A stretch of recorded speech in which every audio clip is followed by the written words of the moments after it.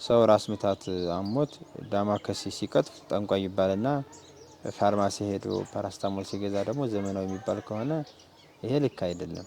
ጌታም ለኖህ 1000 መድኃኒትን አሳየው ይላል ራሱ ቤተክርስቲያናችን ትርጓሜ መጽሐፍ። ከ1700ን ቃል ለቃል አሳይቶታል። ይሄ ለዚህ ይሆናል፣ ይሄ ለዚህ ይሆናል፣ ይሄ ለዚህ ይሆናል አለው ነው የሚለው። ሲጀምር በጥበብ አነጋገር ቤተክርስቲያን ስታስተምር ጥበብ ስጋዊ፣ ጥበብ መንፈሳዊና ጥበብ ሰይጣናዊ አለ። ጥበብ ሰይጣናዊና ጥበብ ስጋዊ ከተደባለቀበት ሰው የባህል ሕክምናን ይነቅፋል። ይሄ ልክ አይደለም።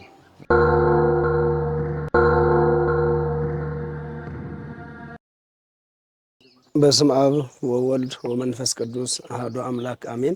የሚስጥረ ኢትዮጵያ ሚዲያ ተከታታዮቻችን እንግዲህ በዛሬው ዕለት በደብረ ሮሃ ቅዱስ ላሊበላ የአራቱ ጉባኤያት ትምህርት ቤት ተገኝተናል ማለት ነው። እንግዲህ ከአጠገቤ የምታዩቸው መምህራችን ከየት እንደመጡ እና ስማቸውን እንዲያስተዋውቁልኝ በክብር ጠይቃለሁ። የኔታ ስምዎትንና ከየት እንደመጡ እንዲገልጹልኝ። እሺ፣ አመሰግናለሁ።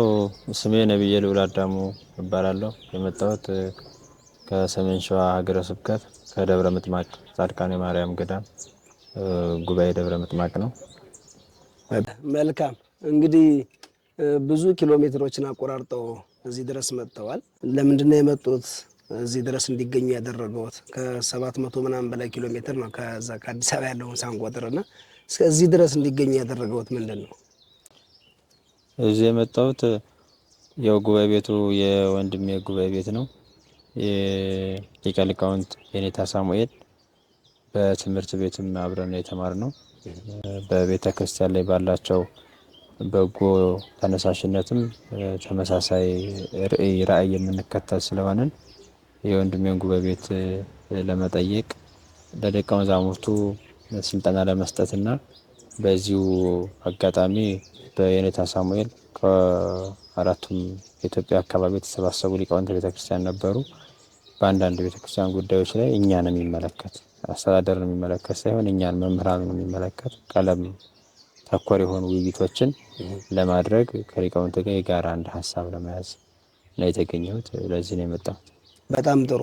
እውነት ነው፣ ከተለያየ ቦታ ተሰባስባችኋል። እንደ የሊቃውንቱ ስብስብ አንዱ ዓላማው አሁን የገለጹልኝ ነው። የሊቃውንቱ ስብስብ ዓላማው በኢትዮጵያ ቤተክርስቲያን ትልቅ ፈተና አለ ስንል አንደኛው ትልቁ የኢትዮጵያ ቤተክርስቲያን ፈተናዋ በቤተክርስቲያን ሊቃውንት የማትመራ ቤተክርስቲያን እየሆነች ነው። እንደ አስተዳደር ያለውንም ብንወስድ ብዙዎቹ በሊቅነት ውስጥ ያሉ አይደሉም እና ይሄ ደግሞ ለምን ተፈጠረ? ጉባኤ ቤት እያሉ እንዴት ከጉባኤ ቤት ያልወጣ ሰው ቤተክርስቲያን መምህር መሪ ሊሆን ይችላል የሚለው አንድ እኛ ራሳችን እንወያይበት ቀለም ተኮር ውይይት ነው ይሄ። ሁለተኛው በጉባኤ ቤት ውስጥ ያለፈ ሆኖ ግን የኢትዮጵያን ቤተክርስቲያን መልክ የሌለው ሕይወት የሌለው የሚሆኑበት አጋጣሚ ያለና አመራሮች ቤተክርስቲያን መሪዎች ይሄ እንዴት ሊሆን ቻለ? የተለያየ አረዳድ እንዴት ሊፈጠር ቻለ?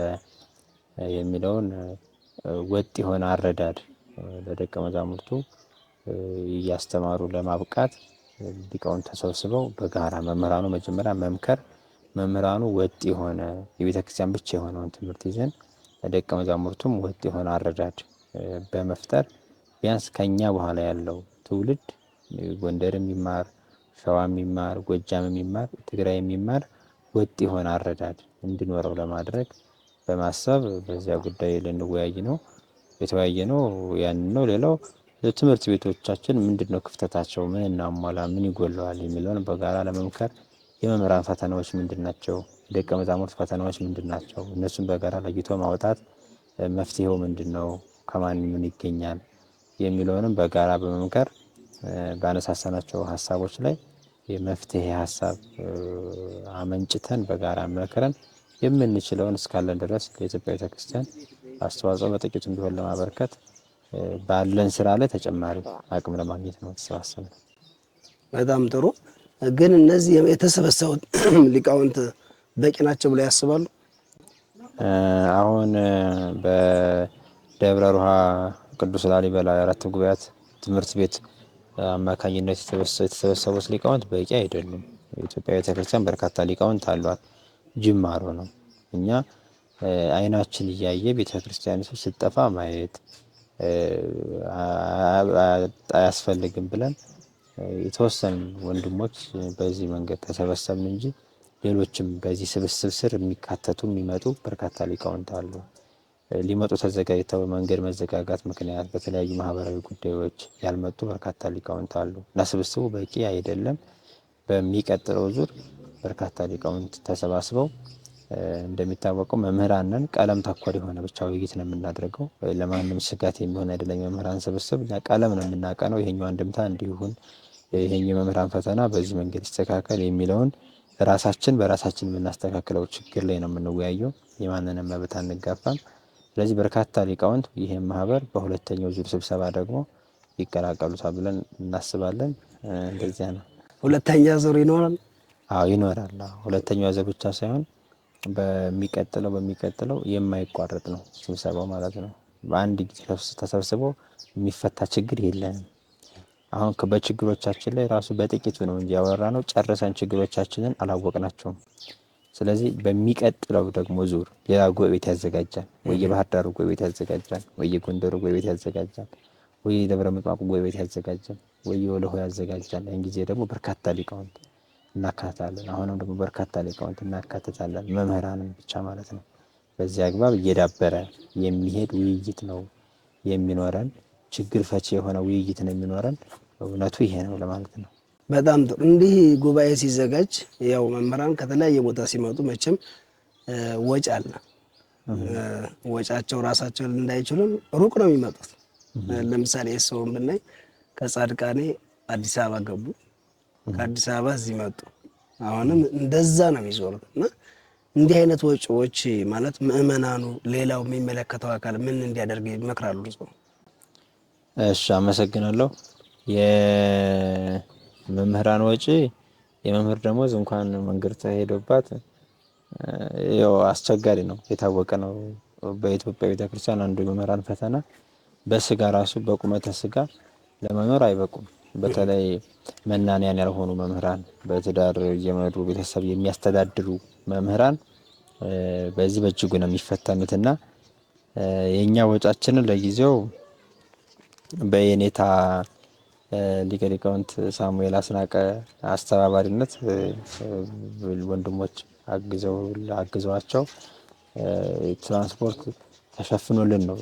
ሙሉ አይደለም፣ እኛም ዋጋ መክፈል ስላለብን እኛም የከፈልነው ዋጋ አለ።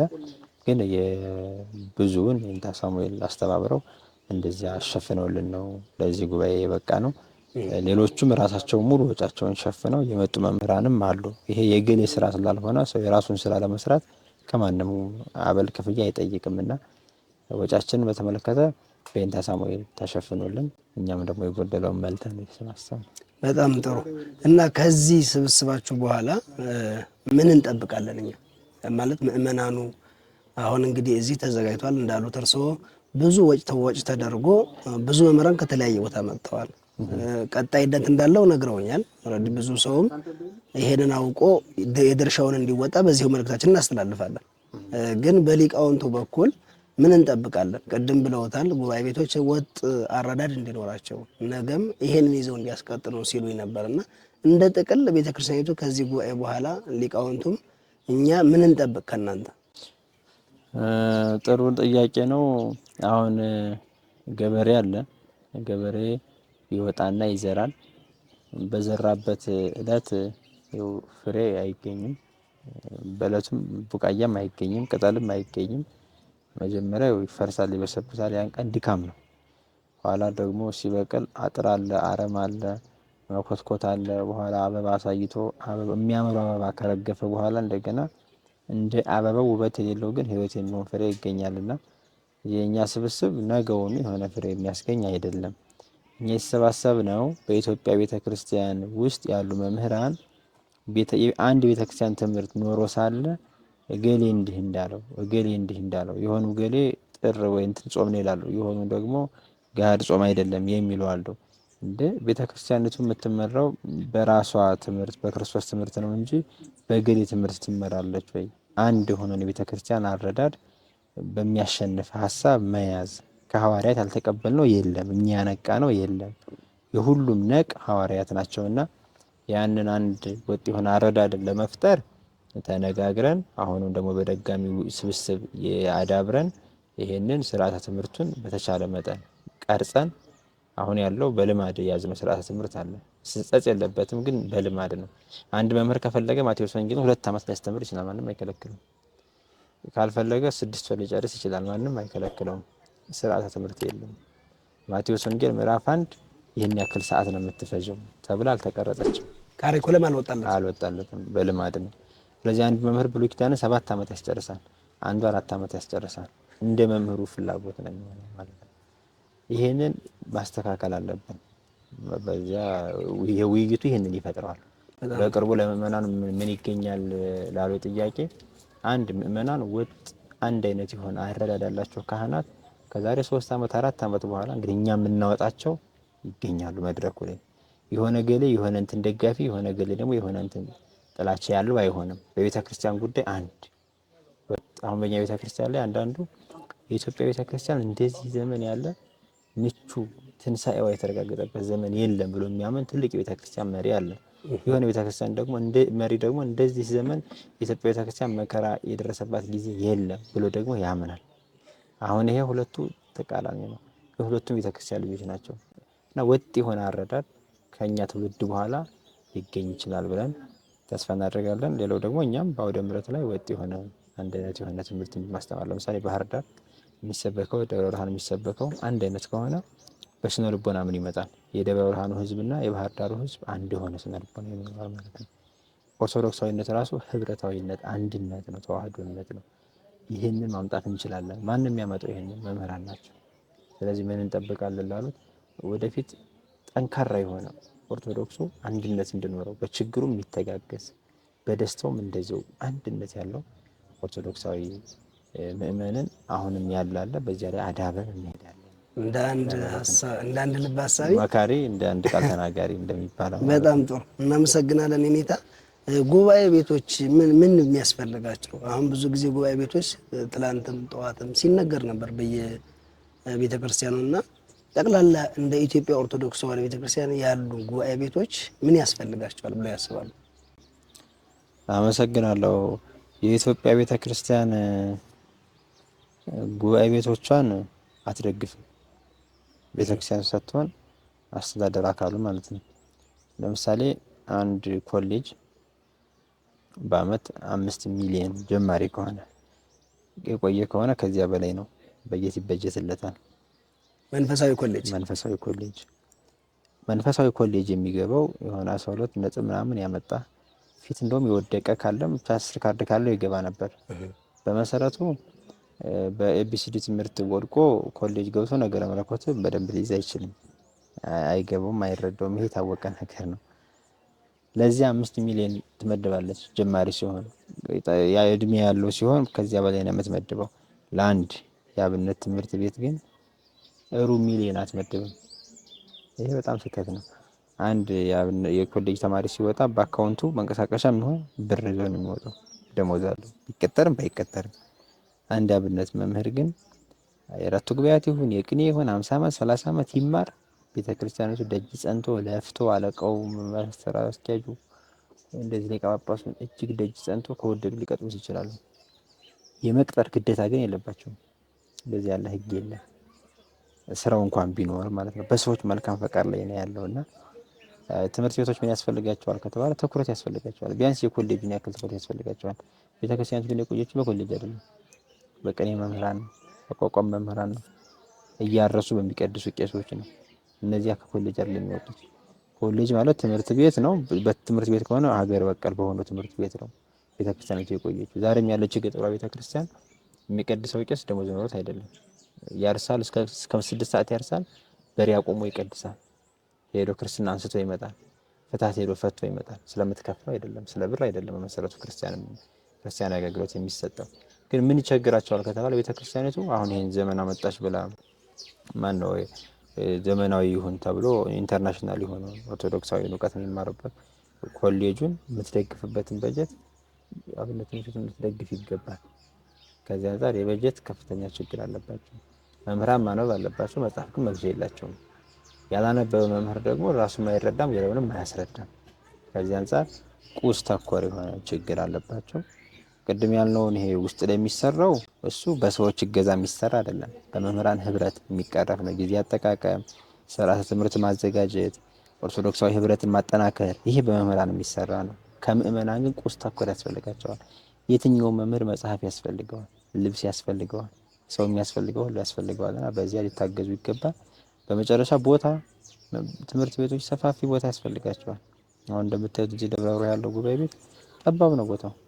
ላሊበላን የሚያክል ከተማ ለኢትዮጵያ ለዓለም የጥበብ ምንጭ መገለጫ መታያ የሆነ ቦታ ለጉባኤ ቤቱ ትኩረት የላቸውም፣ አልተሰራም። ገዳሙ ለገቢ ማስመንጫ በየከተማው ትልቅ ህንፃዎች እንደሰራ ሁሉ ለጉባኤ ቤቶች ስራ ሊሰራ ይገባ ነበር፣ ቤት ሊሰራ ይገባ ነበር፣ ህንፃ ሊሰራላቸው ይገባ ነበር። ተማሪዎች በዝተው ሊማሩ ይገባ ነበር። 10፣ 20፣ 30 ተማሪ መማር አልነበረብንም። በየሰፈሩ ብትሄድ አንድ ቸርች ውስጥ የሚማሩ የፕሮቴስታንት ህፃናት በመቶ ይቆጠራሉ። የተወለደ ሁሉ ይማረዋል ፕሮቴስታንትነት በፕሮቴስታንቱ ዓለም። በእስልምናው ዓለም የተወለደ ሁሉ ቁርአን ይቀራዋል። ለምንድን ነው እኛ በክርስትና የተወለደ ሁሉ ወንጌል የማይማረው? ለምንድን ነው ሀገር በቀል ትምህርት የማንማረው? ይሄ ለምንድን ነው የሆነው? መምህሩ ጥሮ ለምኖ ያስተምር ይችላል፣ ቤተክርስቲያናዊ ድጋፍ ግን የለውም። ቤት ጥሮ ሊያሰራ ይችላል፣ ለምኖ ሊያሰራ ይችላል። ሲለምን እንደውም ተቃውሞ አለ ደግሞ። ለምንድን ነው የምትለምነው? ለካህናት ደሞዝ እንዳይሆን ብሩን ለምን ትምህርት ቤት ትሰራበታለህ ይላል። እና ቁስ ተኮር ቦታ፣ መኖሪያ፣ የመምህራን መሰረታዊ ፍላጎት ይሄ ሁሌም የምናወራው ነው፣ ግን ትልቁ ችግራችን ነው። እንደው ህዝቡም ይሄንን ቢያይ ቢረዳ እንላለን። እንዳላደክም በቅዱስ ጴጥሮስ ተፍጻሜተ ሰማዕታት ሲናገር በእሱ ታሪክ ላይ በዜና መዋዕል ላይ እንዳነበብ ነው መምህራን ግንድ ናቸው፣ ምእመናን ደግሞ ቅርንጫፎች ናቸው።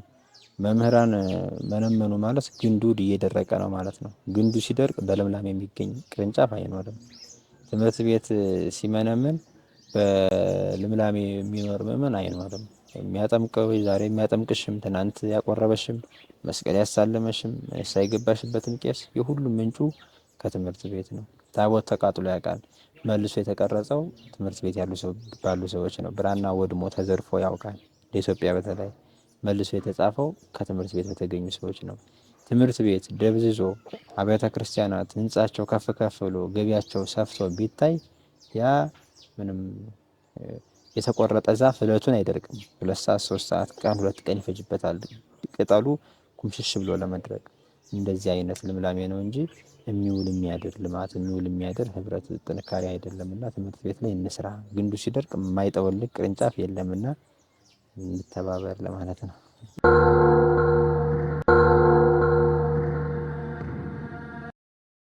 የመጨረሻው ቅድም ስለ ጥበብ ሲያነሱ አንድ ነገር ትዝ አለኝና ላሊበላ እንግዲህ ቅዱስ ላሊበላ የሰራቸው ቤተ ክርስቲያኖች በጥበብ ነው የተሰሩት። ቀደምት ኢትዮጵያውያን ሊቃውንቱም እንደዚህ ጠበብት ነበሩ ማለት ነው ብሎ እንደምንማረው ይሄን አይቶ ብቻ ተረድቶ ጠበብት እንደነበሩ ያስታውቃል፣ ማወቅ ይቻላል። እና ስለ ጥበብ የሚያነሱልኝ ነገር አለ እዛው ላይ አያይዞ የኢትዮጵያ የቀደምት ጥበብ እንዴት እንመልሰው? አሁን ኢትዮጵያ ከዚህ በፊት የራሷ ምህንድስና ነበራት፣ ኪነት ህንጻው ነበራት፣ ሕክምናው ሁሉ ነበራት። የሚገርመው ሕክምና ራሷ ታክም ነበረች።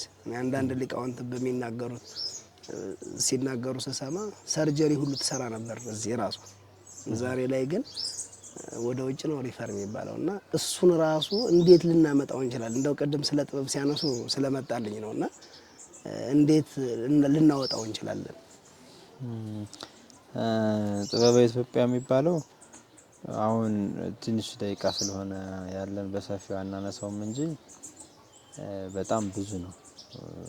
ተዘርፈው ተቃጥለው ተቀብረው በእኛ እጅ ላይ የምናገኛቸው የምናያቸው ጥቃቅን እንደዚህ የተቃጠሉ የተቆራረጡ መጽሐፎች እንኳን እነሱ እንደሚጠቁሙን እንደ ኢትዮጵያ ምስጢረ ሰማይ ወምድር ተገልጾለት ድንጋዩን ሰማይ አድርጎ ከድንጋይ ጽርሐ አርያምን ይችን ትመስላለች ብሎ አስመስሎ የሚሰራ ያለ ሀገር የለም፣ በዓለም ላይ ማለት ነው።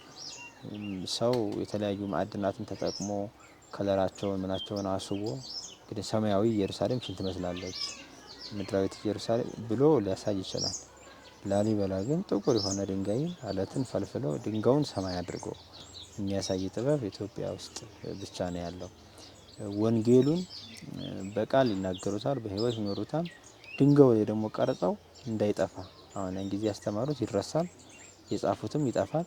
ድንጋይ ላይ አድርገው ግን እስከ ዘላለሙ ድረስ በአለቱ ምክንያት የሚነገርበት ጥበብ ኢትዮጵያ ውስጥ ብቻ ስለሆነ ያለው እንደዚህ መለስ የሚለውም ሰፊ ስለሆነ ኢትዮጵያ የቀደመ ክብሯ በስነ ህንጻው፣ በሕክምናው በተለያዩ ዘርፎች ማለት ነው በትምህርት ቤት ውስጥ ነው የሚመለሰው።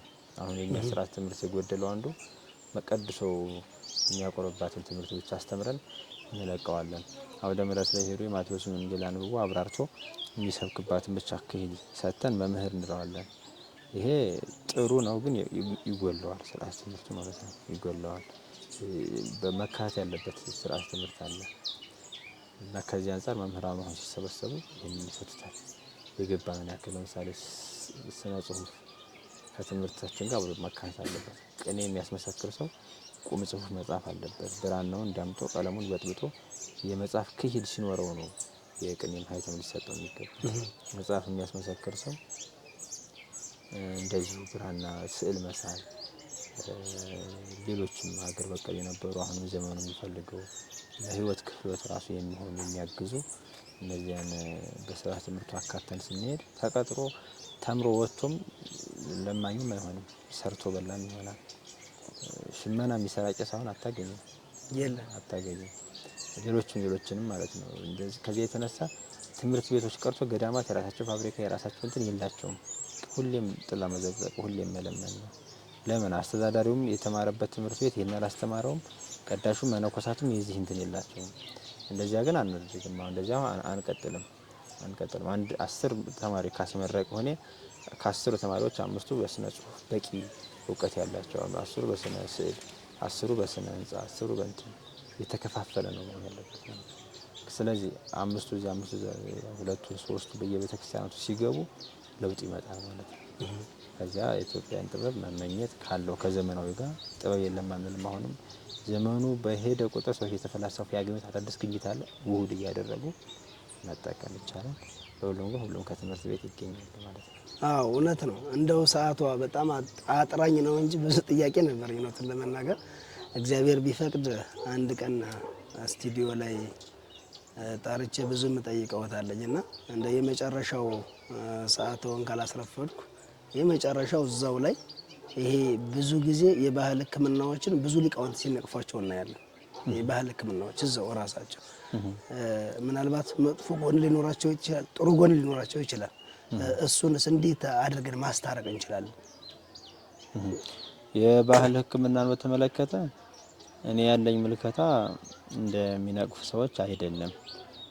ምን ማለት ነው የባህል ሕክምናን መንቀፍ? ይሄ እኮ ያላነበቡ ሰዎች የሚናገሩት ንግግር ነው።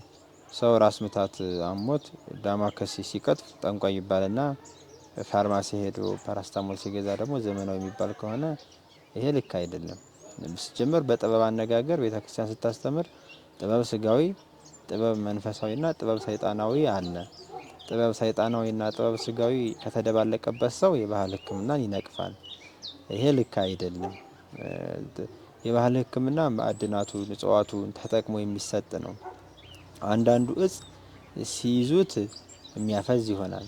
ይሄ በተፈጥሮ እግዚአብሔር የሰጠው ነው። አንዳንዱ እጽ ቅጠሉን ጨምቆ ቁስል ላይ ሲያፈሱት ቁስሉን የሚያድርቅ ይሆናል። አንዳንዱ እጽ ቅጠሉን ጨምቆ ደህና ቆዳ ላይ ቢያፈሱት የሚያቆስል ይሆናል። ይሄ በተፈጥሮ የተሰጠው ነው። አንዳንዱ እጽ የምትወልድ ሴት በምጥ የተያዘች ሴት ስትይዘው በግራ እጇ ሰውነቷን ልህሉህ የሚያደርግ የሚያላላና ምጥ እንዳይጸናባት የሚያደርግ ይሆናል። ምን ማለት ነው? የባህል ሕክምናን መንቀፍ ማለት በጥበብ ስጋዊ ላይ ተመራምሮ አባቶቻችን የደረሱበትን ያንን እውቀት ተገኝቶ ያንን መጠቀም ማሳደግ ከዘመናዊ ጋር ማዋሃድ ሲገባ መንቀፍ ቤተክርስቲያናዊ ትምህርት አይደለም። ጌታም ለኖህ 1000 መድኃኒትን አሳየው ይላል ራሱ ቤተክርስቲያናችን ተርጓሚ መጽሐፍ። ከ1700ን ቃል ለቃል አሳይቶታል። ይሄ ለዚህ ይሆናል፣ ይሄ ለዚህ ይሆናል፣ ይሄ ለዚህ ይሆናል አለው ነው የሚለው። በኦሪት ዘጸአት ምዕራፍ 15 ላይ ተጽፎ የለ እንዴ? ጌታ እስራኤልን እየመራ ሙሴ እስራኤልን እየመራ ወደ ምድረ በዳው ሲሄዱ ህዝቡ መራራ ውሃ ካለበት ደረሱ አይደል? ከዚያ በሙሴ ላይ አንጎራጎሩ። ይሄ ውሃ በምን ይጣፍጣል? ምን ጠጣው አጣን አሉት። ከዚያ ሙሴ ወደ ጌታ ጸለየ። እንጨት አሳየው። ሄዶ ቆርጦ ከውሃው ላይ ጣለው። ጣፈጠ። ስለዚህ በእጽዋት ውስጥ እግዚአብሔር በተለያዩ ማዕድናት ውስጥ እግዚአብሔር ፈውስ እንደሆኑ ያኖራቸው የሰጣቸው የራሳቸው የሆነ ተፈጥሯዊ ጥቅም አላቸውና ያንን ተመራምሮ በአግባቡ መጠቀም ኃጢአት አይደለም። ይሄ ጥበብ ስጋዊ ነው። ባያደርጉትም ለምን አላደረከውም ተብሎ አያስኮንንም። ቢያደርጉትም እዳ አይልም። እንደ ሀገር ግን የኢኮኖሚ ምንጭ ይሆናል። ሰዎች ለምን በደዌ ይሰቃያሉ እንዳይሰቃዩ ያደርጋል። እንደየዘርፉ እንደውም እኛ ያነበብናቸው የጥበብ መጽሐፍ ከራስ ጸጉር ጀምረው እግር ጥፍር ላይ ነው የሚያበቁት። ከራስ ጸጉር እንደዚህ አይነት ጸጉር እንደዚህ አይነት ምልክት ሲታይበት የመነቀል ሲሆን የመከርደል ሲሆን እንደ ቋቆቻ የመውጣት ሲሆን ከዚያ ግንባር ላይ ጆሮ ላይ አይን ላይ አፍንጫ ላይ ሁሉንም ገብተው በግራ በኩል ሲሰማ በጀርባ ሲሆን ውጋት ሲሆን ማቃጠል ሲሆን ማቅለሽለሽ ሲሆን እያሉ በሴቶቹ ጡታቸውን ማህፀናቸውን በወንዶቹ እስከ እግር ጥፍራቸው ያለውን ዘርዝረው ሕክምና የሰሩ አባቶቻችን እነሱ የበቁና በእግዚአብሔር ዘንድ የተጠቀሙ ናቸው እንጂ ኃጢአት አይደለም። ጥበብ ሰይጣናዊ የሚባለው ስመ አጋንንት መጥራት፣ ለአጋንንት ግብር መገበር፣ መስገድና በመናፍስት ዓለም ውስጥ ገብቶ ተቃራኒ በሆነ ዓለም ውስጥ ገብቶ የሚሰራ ሌላ ባዕድ አምልኮ ነው እንጂ ጥበብ ባህላዊ መንቀፍ ያላነበቡ ሰዎች መገለጫ ነው ለማለት ነው። እሺ፣ እግዚአብሔር ይስጥልኝ የኔታ አመሰግናለሁ። በሰፊው ምናልባት እንግዲህ አብረን እንቀጥላለን ብለን እናስባለን። እዚህ ድረስ መጥተው የእውነት ለመናገር እስከዚህ መምጣትዎት ለጉባኤ ቤቶች ለቤተ ክርስቲያን ያለዎት ፍቅር ያሳያል። ምክንያቱም ከዛ እስከ አዲስ አበባ ምን እንደሆነ ይታወቃል፣ ከዛ ወዲህ ምን እንደሆነ ይታወቃል። እና አሁንም ደግሞ እዚህ እነዚህን ሁሉ ጥያቄዎች ጠይቄዎት እዚህ ቁጭ አድርጌ አክብረው ስለመለሱልኝ እጅግ በጣም አመሰግናለሁ። እግዚአብሔር ይስጥልን። የደብረ ብርሃን ጉባኤ ቤት አግዙ፣ ደግፉ። የደብረ ብርሃን የቅዱስ ላሊበላ አራቱ ጉባኤ አዳሪ ትምህርት ቤት ጠንካራ መምህር ያሉት ነው። ሁላችንም በምንችለው ጉባኤ ቤቱን እናግዝ። ሊታገዝ የሚገባው ሰፊ እቅድ ያለው ቤተ ክርስቲያን ላይ ያሉ ችግሮችን በተቻለው አቅም ለመቅረፍ በሚያስችሉ መንገድ እቅድ ነድፎ የሚንቀሳቀስ ጉባኤ ቤት ስለሆነ ሁላችንም እናግዘው የሚል መልእክት አስተላልፋለሁ።